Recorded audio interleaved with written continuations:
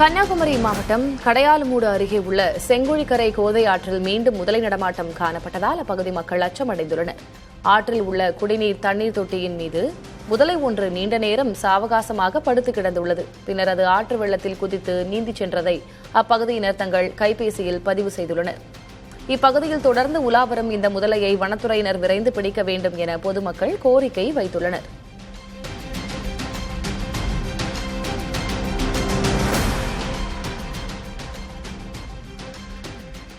ராமநாதபுரம் மாவட்டம் தேவிப்பட்டினம் அருகே சட்டவிரோதமாக மணல் அள்ளிய டிராக்டரை பறிமுதல் செய்து காவல் நிலையம் நோக்கி ஓட்டிச் சென்ற தலைமை காவலர் அரசு பேருந்து மோதி பரிதாபமாக உயிரிழந்தார். தேர்போகி பகுதியில் பிடிபட்ட டிராக்டரை மகேஷ்குமார் என்ற காவலர் ஓட்டிச் சென்றுள்ளார். அப்போது கோப்பேரிமடம் அருகே எதிர்பாராத விதமாக அரசு பேருந்து மோதியதில் தலைமை காவலர் மகேஷ்குமார் நிகழ்விடத்திலேயே உயிரிழந்தார். இக்கோர விபத்தில் பேருந்து ஓட்டுநர் மற்றும் பயணிகள் உட்பட 13 பேர் காயமடைந்தனர். இந்நிலையில் உயிரிழந்த தலைமை காவலர் குடும்பத்தினருக்கு இரங்கல் தெரிவித்துள்ள முதலமைச்சர் விஜய் 30 லட்சம் ரூபாய் நிவாரண நிதி வழங்க உத்தரவிட்டுள்ளார். திருவாரூர் மாவட்டம் மன்னார்குடி அருகே கூத்தாநல்லூர் வெண்ணாற்றில் சுமார் 20 கிலோமீட்டர் தூரத்துக்கு வெங்காய தாமரை செடிகள் தொடர்ந்து மண்டி கிடப்பதால் விவசாயிகள் பெரும் வேதனை அடைந்துள்ளனர். இந்த வெண்ணாறு பாசனம் மூலம் சுமார் 75,000 ஏக்கர் நிலங்கள் பாசன வசதி பெறுகின்றன. எனவே மேட்டூர் அணை திறப்பதற்கு முன்பாக நீர்வளத்துறை அதிகாரிகள் போர்க்கால அடிப்படையில் நடவடிக்கை எடுக்குமாறு விவசாயிகள் கோரிக்கை விடுத்துள்ளனர். தமிழகத்தில் இந்து சமய அறநிலையத்துறையின் கீழ் உள்ள 214 முக்கிய கோயில்களுக்கு அறங்காவலர்களை நியமிக்கும் பணிகளை அரசு தொடங்கியுள்ளது. இவர்கள் ஏற்கனவே பதவியில் இருப்பவர்களின் வம்சாவளியைச் சேராத புதியவர்களாக இருப்பார்கள் என்று கூறப்பட்டுள்ளது. ஆண்டுக்கு 10 லட்சத்துக்கும் அதிகமான பக்தர்கள் வரும் 500க்கும் மேற்பட்ட கோயில்களில் முதற்கட்டமாக இந்த நியமனங்கள் நடைபெற உள்ளன. இப்போது 214 கோயில்களில் அறங்காவலர்கள் நியமிக்கும் பணி தொடங்கியுள்ளது. தகுதியானவர்கள் அறநிலையத்துறை இணையதளம் வழியாகவோ நேரடியாகவோ ஜூலை 22 மாலை 5:45 மணிக்குள் விண்ணப்பிக்கலாம். பல ஆண்டுகளாக நிரந்தர அறங்காவலர்களின்றி அரசு அதிகாரிகளான தக்கார் மூலமாக மட்டுமே நிர்வகிக்கப்பட்டு வந்த கோயில்களில் நிர்வாகத்தை முறைப்படுத்தவும் வலுப்படுத்தவும் இந்த நடவடிக்கை எடுக்கப்பட்டுள்ளதாக தவிக அரசு தெரிவித்துள்ளது. சென்னை கடற்கரை பரங்கிமலை இடையேயான பறக்கும் ரயில் திட்டத்தை மெட்ரோ ரயில் நிர்வாகத்திடம் ஒப்படைக்க கொள்கை அளவிலான முடிவு எட்டப்பட்டுள்ளது. தமிழக அரசின் கோரிக்கையை ஏற்று தென்னக ரயில்வே மற்றும் மெட்ரோ ரயில் நிர்வாகம் இணைந்து தயாரித்த புரிந்துணர்வு ஒப்பந்தத்திற்கு 1 மாதத்துக்குள் ரயில்வே வாரியம் இறுதி ஒப்புதல் அளிக்க உள்ளது. இதன் மூலம் 4,500 கோடி ரூபாய் மதிப்பீட்டில் இந்த வழித்தடத்தில் உள்ள 21 ரயில் நிலையங்களும் மெட்ரோ தரத்திற்கு மேம்படுத்தப்பட உள்ளன. நவீன சிக்னல்கள், மின்தூக்கிகள், வணிக வளாகங்கள் மற்றும் பிரத்யேக மெட்ரோ பெட்டிகளோடு 2028ஆம் ஆண்டு இறுதிக்குள் இந்த பறக்கும் ரயில் வழித்தடம் முழுமையாக மாற்றியமைக்கப்பட உள்ளது.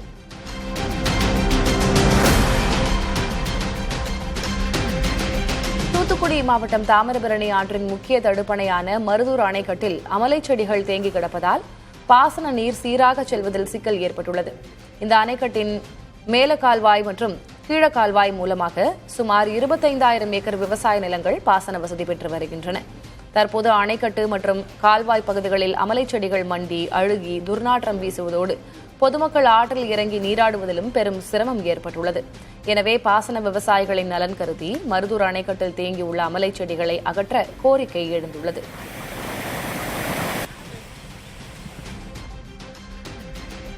நீலகிரி மாவட்டம் குன்னூர் அருகே உள்ள பவானி எஸ்டேட் பகுதியில் நள்ளிரவில் புகுந்த கரடி ஒன்று அங்கிருந்த பெட்டிக்கடையை உடைத்து உணவை தேடியுள்ளது. கடையை உடைக்கும் சத்தம் கேட்டு விழித்துக் கொண்ட உரிமையாளர் உடனடியாக வீட்டின் மின்விளக்கை போட்டதால் அந்த வெளிச்சத்தை கண்டு கரடி அங்கிருந்து ஓடியது. கரடிகள் நடமாட்டத்தால் அச்சமடைந்துள்ள மக்கள் கரடியை கூண்டு வைத்து பிடித்து அடர்ந்த வனப்பகுதிக்குள் விட வேண்டும் என வனத்துறையினருக்கு கோரிக்கை விடுத்துள்ளனர்.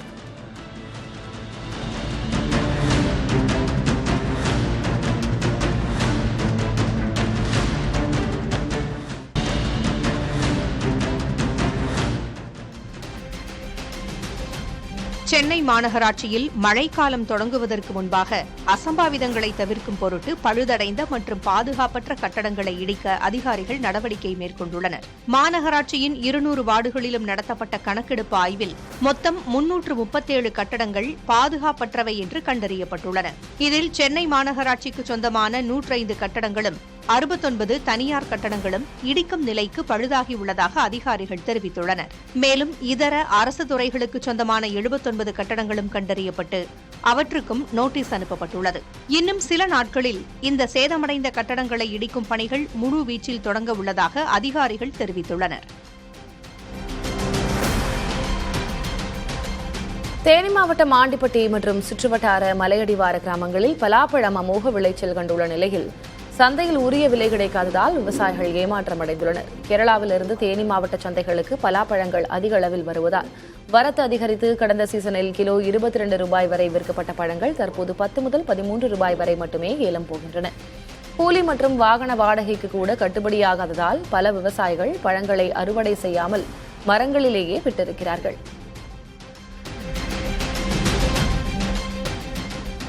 திருச்செந்தூர் முருகன் கோயில் முன்பு உள்ள கடல் திடீரென்று 50 அடி வரை உள்வாங்கி காணப்பட்டது.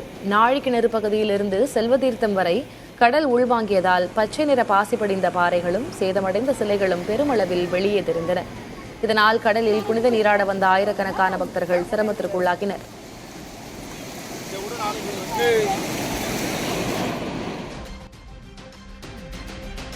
ஆம்பூர் அருகே பிறந்து 2 மாதங்களே ஆன பெண் குழந்தையை 1 லட்சம் ரூபாய்க்கு விற்ற தாய் உட்பட 6 பேரை காவல்துறையினர் கைது செய்துள்ளனர்.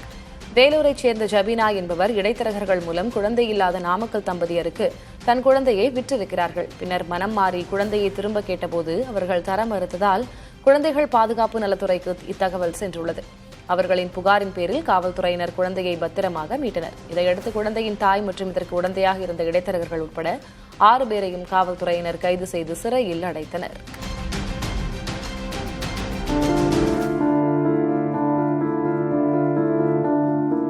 தேனி மாவட்ட வைகை அணையின் நீர்த்தேக்க பகுதி கடந்த 10 ஆண்டுகளில் இல்லாத அளவிற்கு வறண்டு காணப்படுவதால் விவசாயிகள் பெரும் கவலையடைந்துள்ளனர். 71 அடி முழு கொள்ளளவு கொண்ட வைகை அணையின் நீர்மட்டம் தற்போது 27 அடியாக சரிந்துள்ளதால் வழக்கமாக ஜூன் 15ஆம் தேதியான இன்று திறக்கப்பட வேண்டிய பாசன நீர் இந்த ஆண்டு திறக்கப்படவில்லை.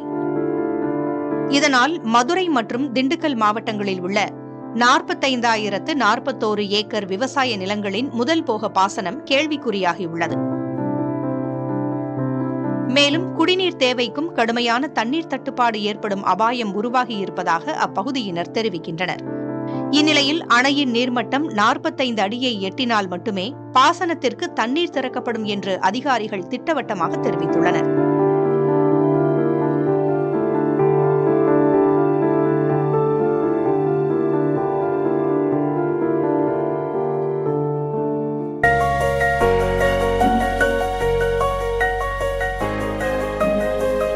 கிருஷ்ணகிரி மாவட்டம் ஒசூர் அருகே லிட்டில் இங்கிலாந்து என்று அழைக்கப்படும் தளி பகுதியைச் சேர்ந்த விவசாயி ஒருவர் குளிர் பிரதேசங்களில் விளையும் பழங்களை சமவெளியில் பயிரிட்டு பெரும் சாதனை படைத்து வருகிறார்.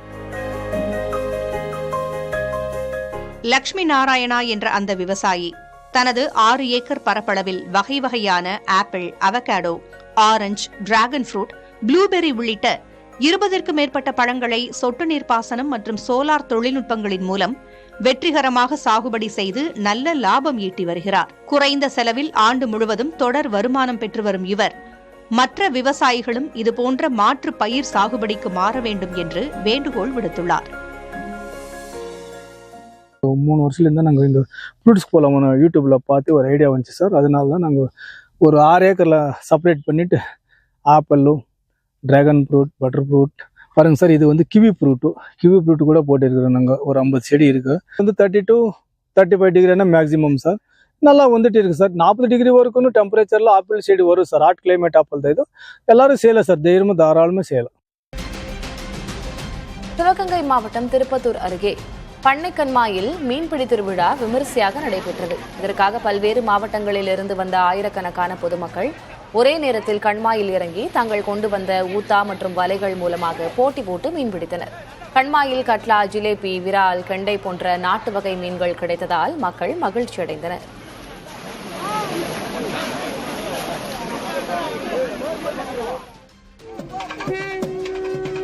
கும்பகோணம் அருகே பட்டீஸ்வரம் தேனுபுரீஸ்வரர் கோயிலில் திருஞான சம்பந்தர் முத்துப்பந்தல் புறப்பாடு விமரிசையாக நடைபெற்றது. முத்துப்பல்லக்கில் சிறப்பு அலங்காரத்தில் எழுந்தருளிய திருஞான சம்பந்தரை 100க்கும் மேற்பட்ட பக்தர்கள் தோளில் சுமந்து வீதி உலா வந்தனர். இதில் திரளான பக்தர்கள் கலந்து கொண்டு தெய்வ வழிபாடு செய்தனர்.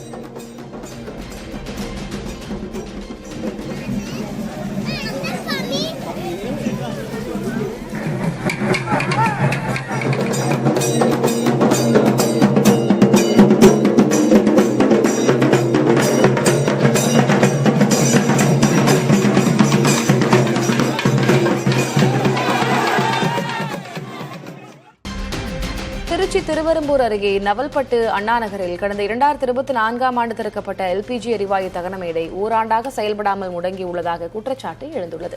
இதனால் 10க்கும் மேற்பட்ட கிராம மக்கள் இறந்தவர்களின் உடல்களை இறுதிச் சடங்குக்காக 10 கிலோமீட்டர் தூரம் கொண்டு செல்ல வேண்டிய அவல நிலை ஏற்பட்டுள்ளது. இதுகுறித்து திருவெரும்பூர் வட்டார வளர்ச்சி அலுவலர் அண்ணாதுரையிடம் கேட்டபோது பழைய ஒப்பந்ததாரர் நீக்கப்பட்டு புதிய ஒப்பந்ததாரரிடம் பணி ஒப்படைக்கப்பட்டுள்ளதாகவும் பழுதுகள் போர்க்கால அடிப்படையில் சரி செய்யப்பட்டு தகன மேடை விரைவில் திறக்கப்படும் என்றும் தெரிவித்தார். சென்னையின் முக்கிய குடிநீர் ஆதாரங்களாக விளங்கும் 5 ஏரிகளில் ஞாயிற்றுக்கிழமை நிலவரப்படி 52.49 விழுக்காடு நீர் கையிருப்பு உள்ளதாக குடிநீர் வாரிய அதிகாரிகள் தெரிவித்துள்ளனர். இதில் அதிகபட்சமாக செம்பரம்பாக்கம் ஏரியில் 80.91 விழுக்காடும், புழல் ஏரியில் 51.79 விழுக்காடும் தண்ணீர் உள்ளதாக கூறப்பட்டுள்ளது. சென்னை நகரின் 1 மாத தேவைக்கு 1 டிஎம்சி தண்ணீர் தேவைப்படும் நிலையில் தற்போது ஏரிகளில் ஒட்டுமொத்தமாக 6 டிஎம்சிக்கும் அதிகமான குடிநீர் இருப்பு உள்ளதால் இந்த கோடை காலத்தில் தங்கு தடையின்றி தண்ணீர் விநியோகம் செய்ய முடியும் என்று குடிநீர் வாரிய அதிகாரிகள் உறுதியளித்துள்ளனர்.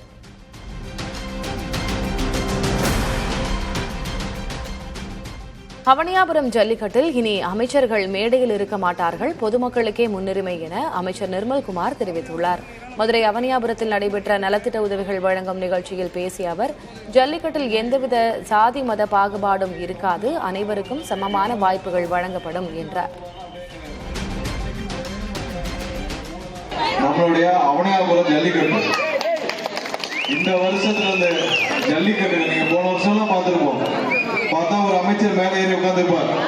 அவருடைய சொந்தங்கள், அவருடைய பந்தங்கள், அவருடைய நிர்வாகிகள் எல்லாம் இருப்பாங்க. அவங்க தான் நின்று ஏதோ ஜல்லிக்கட்டே கண்டுபிடிச்ச மாதிரி இருப்பாங்க. இனிமேல் அப்படிதான் இருக்காது. பொதுமக்கள் நீங்க தான் மேல இருப்பீங்க, நாங்க எல்லாம் கீழே இருக்கோம்.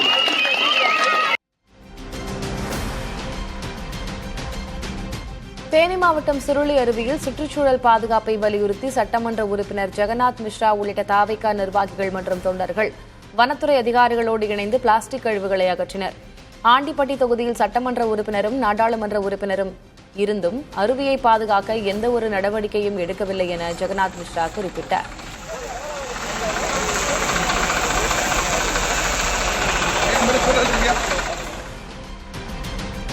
செங்கல்பட்டு மாவட்டம் மதுராந்தகத்தில் பிரம்மாண்டமாக ஏற்பாடு செய்யப்பட்ட தாவேகா கூட்டத்தில் அமைச்சர்கள் பேசுவதற்கு முன்னரே கூட்டம் கலைந்து சென்றது. முன்னாள் எம்எல்ஏ மரகதம் குமரவேல் தலைமையில் ஏற்பாடு செய்யப்பட்ட கூட்டத்திற்கு பிற்பகல் 3 மணி முதலே பொதுமக்கள் வருகை தந்தனர். மாலை 4 மணி அளவில் விழா நடைபெறும் என அறிவிக்கப்பட்ட நிலையில் விழா தொடங்க பல மணி நேரம் தாமதமானது. இதனால் அமைச்சர்கள் பேசுவதற்கு முன்பே மக்கள் கூட்டத்திலிருந்து கலைந்து செல்ல தொடங்கினர். சுமார் 25,000 பேர் வருவார்கள் என கூறி பிரம்மாண்டமாக விழா ஏற்பாடு செய்யப்பட்ட நிலையில் வெறும் 2,000 பேரே இருந்ததால் வெறிச்சோடிய நாற்காலிகளை பார்த்தபடியே அமைச்சர்கள் பேச வேண்டிய நிலை ஏற்பட்டது.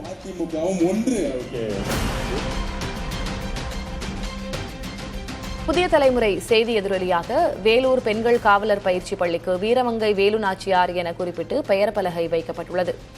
130 ஆண்டுகள் பழமையான பெண்கள் காவல் பயிற்சி பள்ளிக்கு வீரமங்கை வேலு நாச்சியார் பெயர் சூட்டப்பட்டு 8 மாதங்களாகியும் பெயர் பலகை வைக்கப்படாமல் இருந்தது. இதுகுறித்து புதிய தலைமுறை தொலைக்காட்சியில் செய்தி வெளியானது. அதன் எதிரொலியாக தற்போது காவல் பயிற்சி பள்ளியின் முகப்பில் வீரமங்கை வேலு நாச்சியார் என குறிப்பிட்டு புதிய பெயர் பலகை பொருத்தப்பட்டுள்ளது.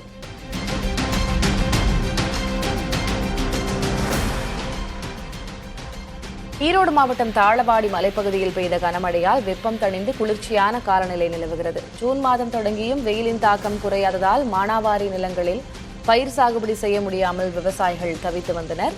இந்நிலையில் தொட்டகாச்சனூர், மல்லன்குழி உள்ளிட்ட பகுதிகளில் 1 மணி நேரத்திற்கு மேலாக பலத்த மழை பெய்தது.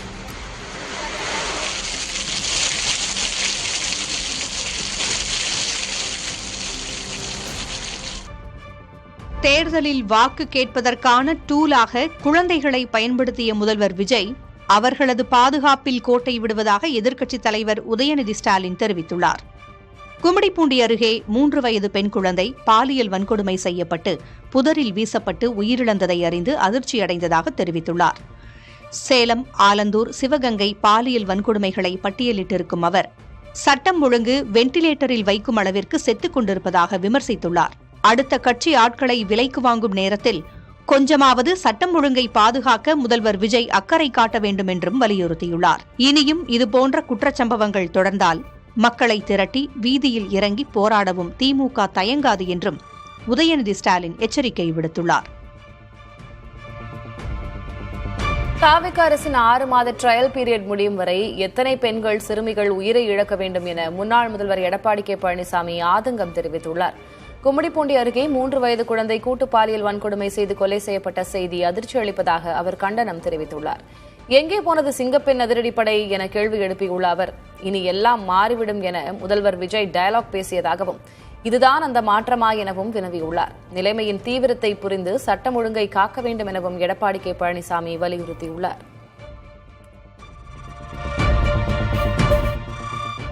பள்ளிகளில் சாதி கயிறு கட்டுவதைத்தான் அனுமதிக்க முடியாது என்றும், மற்றபடி விபூதி, குங்குமம் தொடர்பாக எந்த தடையும் இல்லை எனவும் பள்ளிக் கல்வித்துறை அமைச்சர் ராஜ்மோகன் தெரிவித்துள்ளார். மதுரை காந்தி அருங்காட்சியகத்தில் ஆய்வு நடத்திய பின் செய்தியாளர்களிடையே பேசிய அவர், பள்ளிகளில் உள்ள காலி பணியிடங்கள், நீதிமன்ற வழக்குகள் முடிவடைந்ததும் விரைந்து நிரப்பப்படும் என்றும், பள்ளிகளுக்கு அருகில் உள்ள மதுபான கடைகளை மூட தொடர் நடவடிக்கை எடுக்கப்படும் என்றும் கூறினார். தாவேகாவை நோக்கி பலர் திரண்டு வருவதாகவும் ராஜ்மோகன் குறிப்பிட்டார். தவறா புரிந்து கொள்ளப்பட்டது. நான் சொன்னது என்னன்னா, அந்த நிருபர் என்ன கேட்டாங்கன்னா, ஒரு சில இடங்கள்ல சென்சிட்டிவா பசங்களுக்குள்ளார சாதிய வன்முறை மோதல்ல தூண்டி விடுறாங்க. இப்ப இந்த பேன்ஸ் இருக்குல்ல, ஃப்ரெண்ட்ஷிப் பேன்ஸ், அதுல இன்ன சமூகத்துக்கு இன்ன கலரு அப்பெல்லாம் போட்டு வெளியில இருந்து யாரோ தூண்டி விடுறாங்க. அப்ப அதையெல்லாம் அனுமதிக்க கூடாதான் சொன்னேன் தவிர, மற்றபடி என்ன பிராக்டிஸ்ல இருந்ததோ அதே தான். நானே விபூதி குங்குமம் வச்சுட்டு தான் பள்ளிக்கூடம் போவேன், அதெல்லாம் ஒன்னும் பிரச்சனை இல்லை. தமிழ் மாநில காங்கிரஸ் கட்சியின் மாநில பொதுச் செயலரான யுவராஜா தனது அடிப்படை உறுப்பினர் உள்ளிட்ட அனைத்து பொறுப்புகளிலிருந்தும் விலகுவதாக அறிவித்துள்ளார். 25 ஆண்டுகால அரசியல் பயணத்தில் தமக்கு வாய்ப்பளித்ததற்கு ஜி.கே. வாசனுக்கு நன்றி தெரிவித்துள்ள அவர், தற்போதைய சூழ்நிலை காரணமாகவே இந்த வேதனையான முடிவை எடுத்ததாக குறிப்பிட்டுள்ளார். மேலும் கட்சியிலிருந்து விலகினாலும் தலைவர் மற்றும் தொண்டர்கள் மீது உள்ள அன்பு, நேர்மை, விசுவாசம் என்றும் மாறாது என யுவராஜா தெரிவித்துள்ளார்.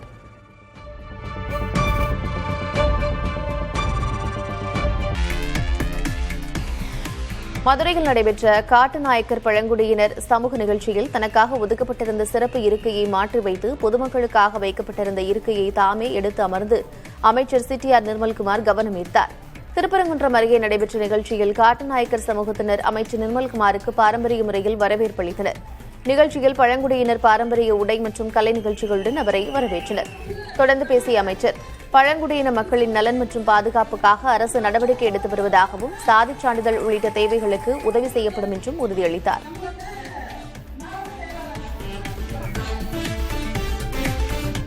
மதுரை அவனியாபுரத்தில் அமைச்சர் பங்கேற்ற நலத்திட்ட உதவிகள் வழங்கும் நிகழ்ச்சியில் அரிசி பைகளை வாங்க மக்கள் முண்டியடித்ததால் பரபரப்பு ஏற்பட்டது.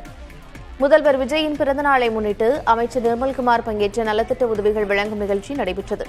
5 கிலோ அரிசி பைகள் வழங்க மக்களுக்கு டோக்கன் வழங்கப்பட்ட நிலையில் அதனை வாங்க ஒரே நேரத்தில் பலர் முண்டியடித்ததால் நெரிசல் ஏற்பட்டது. பலரிடம் டோக்கன் இருந்த நிலையிலும் அரிசி பைகள் கிடைக்காமல் ஏமாற்றத்துடன் திரும்பினர். நிகழ்ச்சி ஏற்பாட்டாளர்கள் கூட்டத்தை ஒழுங்குபடுத்தாமல் அரிசி பையை விநியோகித்ததாக கூறப்படுகிறது.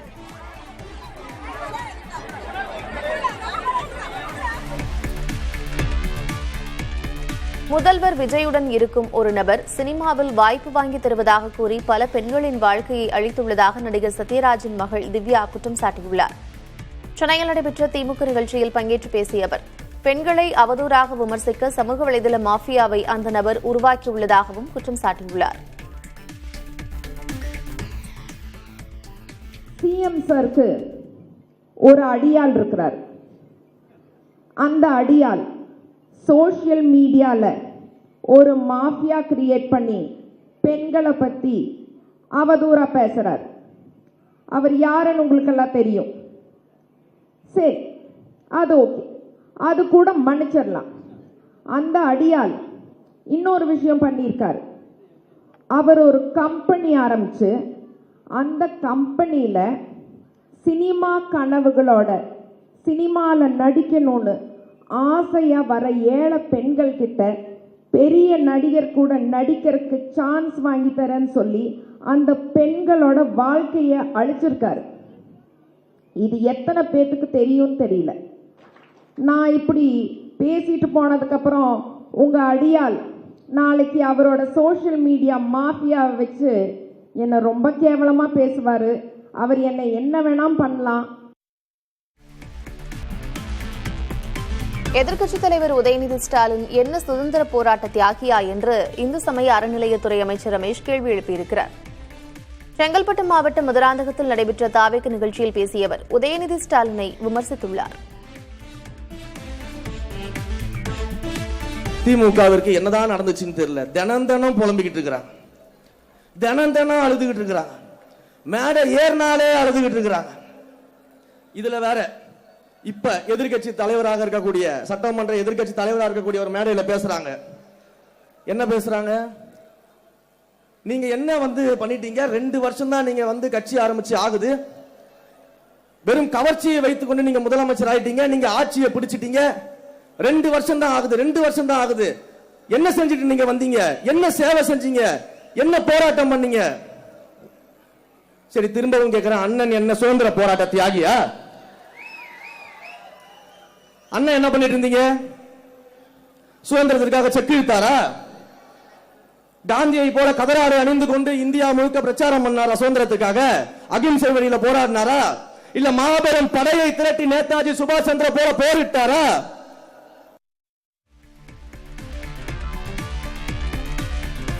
தமிழக அரசின் நிதிநிலை அறிக்கையில் அறம், பொருள், இன்பம் என்று பிரித்து திட்டங்கள் அறிவிக்கப்பட உள்ளதாக சிறுபான்மையினர் நலத்துறை அமைச்சர் ஷாஜகான் தெரிவித்துள்ளார்.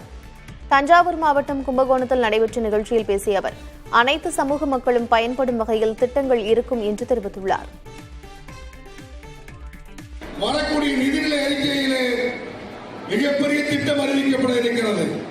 5 ஆண்டுக்கான தொலைநோக்கு திட்டம் வெற்றி தமிழகம் என்ற தலைப்பிலே அறம், பொருள், இன்பம் என்று பிரித்து 436 திட்டங்கள் அனைத்து சமுதாய மக்களுக்காக அறிவிக்கப்பட இருக்கிறது.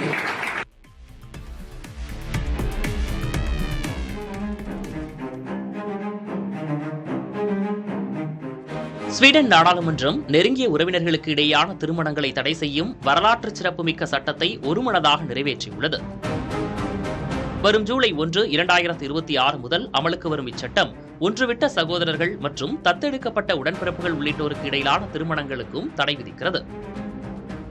மரபணு குறைபாடுகளை தடுப்பதுடன் கட்டாய திருமணங்கள் மற்றும் குடும்ப ஒடுக்குமுறையிலிருந்து பெண்களை பாதுகாப்பதே இதன் முக்கிய நோக்கமாகும். வெளிநாடுகளில் இத்தகைய திருமணங்கள் நடந்திருந்தாலும் ஸ்வீடன் அதை அங்கீகரிக்காது என அந்நாட்டு நீதித்துறை அமைச்சர் தெரிவித்துள்ளார்.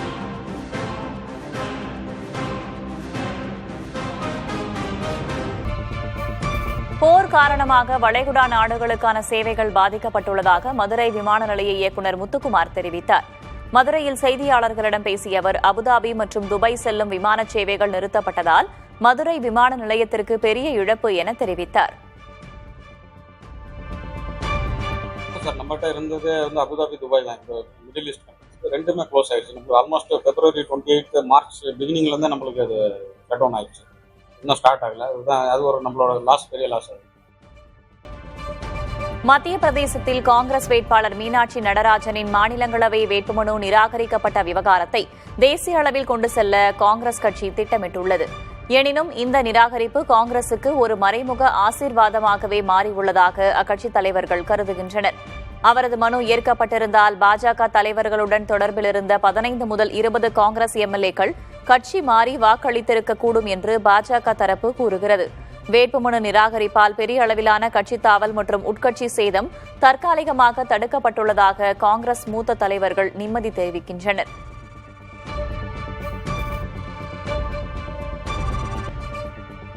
தஞ்சாவூர் விமான நிலைய திட்டத்திற்கான புதிய பயணிகள் முனையம், இணை டாக்ஸிவே மற்றும் விமான நிறுத்துமிடங்களின் வடிவமைப்புக்கு இந்திய விமான நிலைய ஆணையம் ஒப்புதல் அளித்துள்ளதாக முன்னாள் அமைச்சர் TRB ராஜா தெரிவித்திருக்கிறார். இது தொடர்பாக அவர் வெளியிட்டிருக்கும் எக்ஸ் தள பதிவில் திட்டத்திற்காக 55 ஏக்கர் நிலம் திமுக ஆட்சியில் மத்திய அரசிடம் ஒப்படைக்கப்பட்டதாகவும் தொடர்ந்து நடைபெற்ற ஆலோசனைகளுக்கு பிறகு திட்டப்பணிகள் வேகம் பெற்றதாகவும் கூறியுள்ளார்.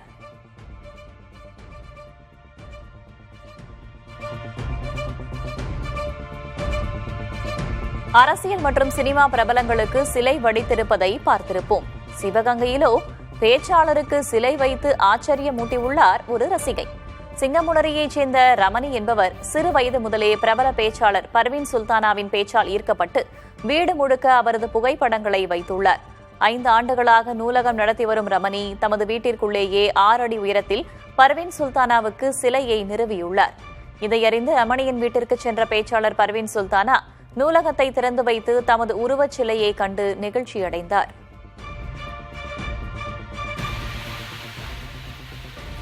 ஈரோடு மாவட்டம் தாளவாடி மலைப்பகுதியில் பெய்த கனமழையால் வெப்பம் தணிந்து குளிர்ச்சியான காலநிலை நிலவுகிறது. ஜூன் மாதம் தொடங்கியும் வெயிலின் தாக்கம் குறையாததால் மானாவாரி நிலங்களில் பயிர் சாகுபடி செய்ய முடியாமல் விவசாயிகள் தவித்து வந்தனர். இந்நிலையில் தொட்டகாச்சனூர், மல்லன்குடி உள்ளிட்ட பகுதிகளில் 1 மணி நேரத்திற்கு மேலாக பலத்த மழை பெய்தது.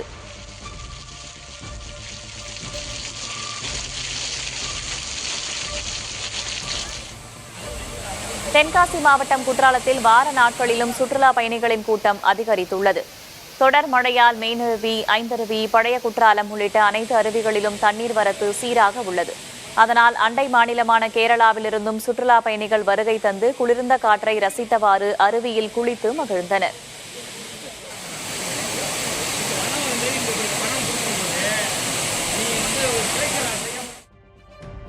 செஞ்சி அருகே 11ஆம் நூற்றாண்டு சோழர் காலத்து கல்வெட்டு ஒன்று கண்டறியப்பட்டுள்ளது. விழுப்புரம் மாவட்டம் பெரும்புகை கிராமத்தில் பேராசிரியர் முனைவர் சுதாகர் தலைமையிலான குழுவினர் களப்பணி மேற்கொண்டபோது பழமையான குளத்தின் அருகே உள்ள பாறையில் இந்த கல்வெட்டை கண்டறிந்தனர். முதலாம் குலோத்துங்க சோழனின் 31வது ஆட்சி ஆண்டில் பொதுமக்களின் பயன்பாட்டிற்காக கேணி வெட்டப்பட்டு தர்மமாக வழங்கப்பட்டதை இந்த கல்வெட்டு உறுதிப்படுத்துகிறது. மதுரையின் பாண்டியன் முடித்தலையும் கொண்ட என்ற வரலாற்று சிறப்புமிக்க வரிகளுடன் இக்கல்வெட்டு தொடங்குகிறது.